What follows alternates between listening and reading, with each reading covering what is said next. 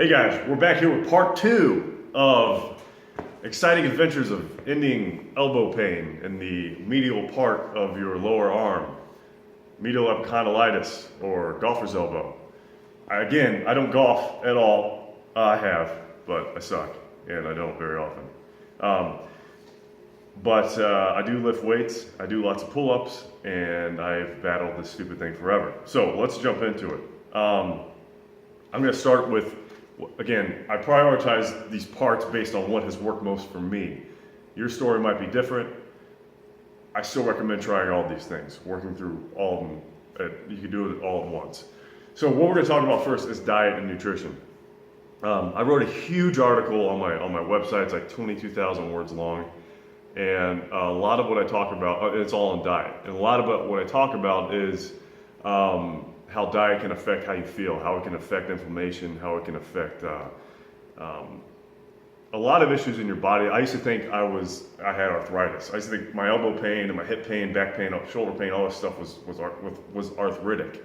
And maybe that's going to be my future. I don't know. But for now, that wasn't the problem. The problem was I have mild lactose intolerance, self-diagnosed.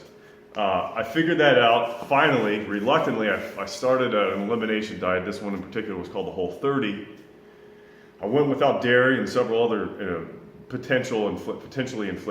commonly inflammatory foods for a month, and then reintroduced them back in to see which had the most effect on my body, if at all.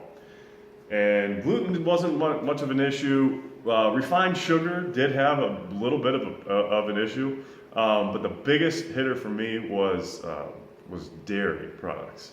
And I wasn't consuming that much dairy. I drank some milk in the morning in my shake, regular milk. And then I was eating tons of Greek yogurt, like a lot of it. And because Greek yogurt's a fantastic protein source and it's very lean as well. So I was eating a lot of Greek yogurt at night before bed, especially. And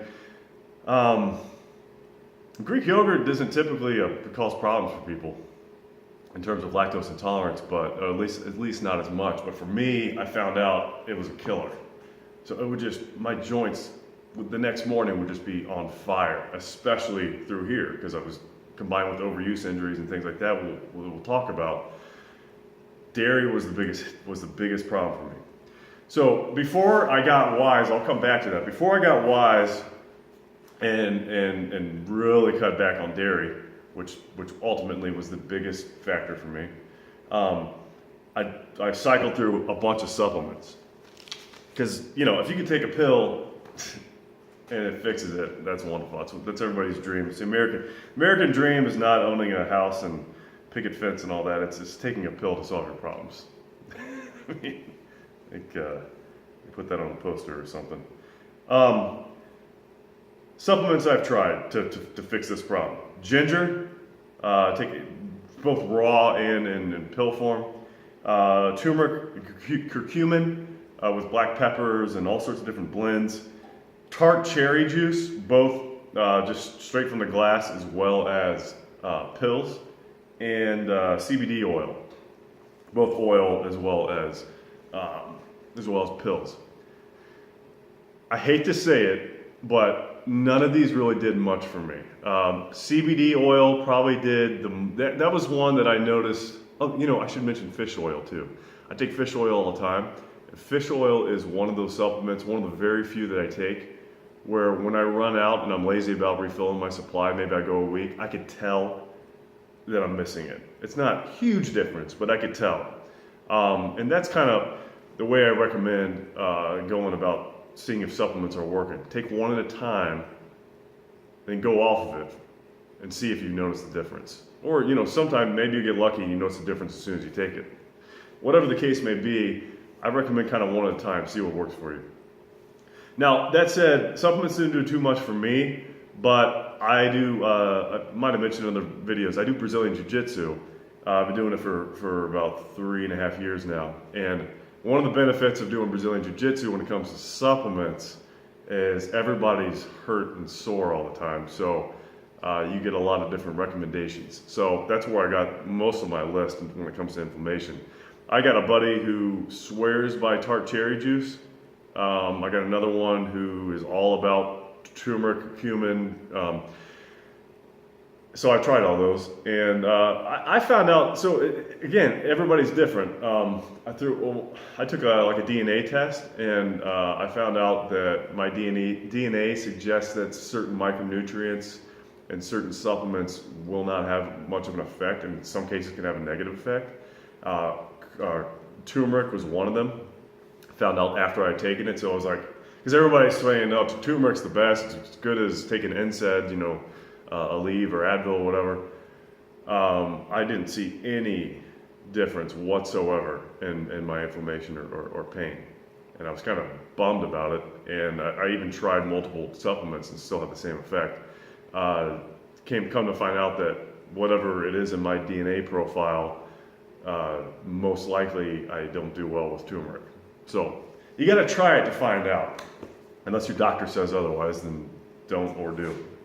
All right.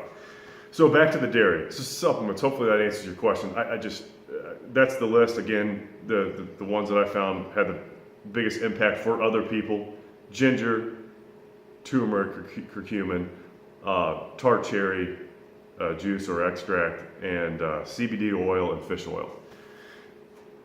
There's other stuff out there. That's what I've tried. Give it a shot if you're interested. One at a time, month at a time. All right. And then elimination diet. That was the kicker for me.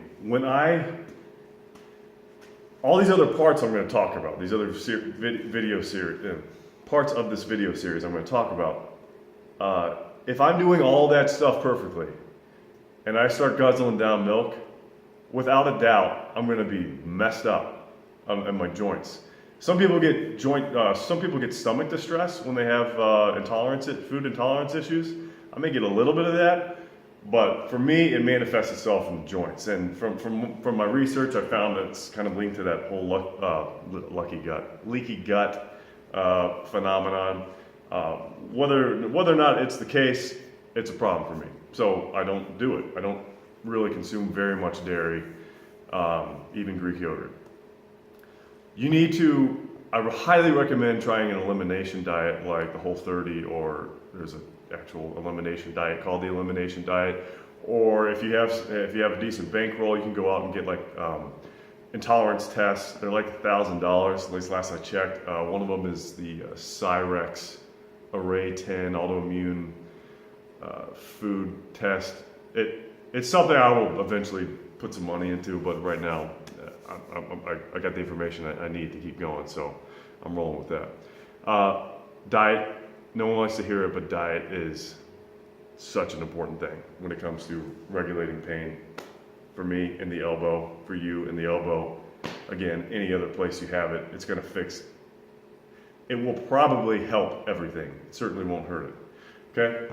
We're going to move on to part two. Part two is going to be, oh, by the way, I'm going to put some links. I'll put some links to some of these supplements and maybe the books and my article on diet. If you're interested in reading it, it's really long, so bring a lunch.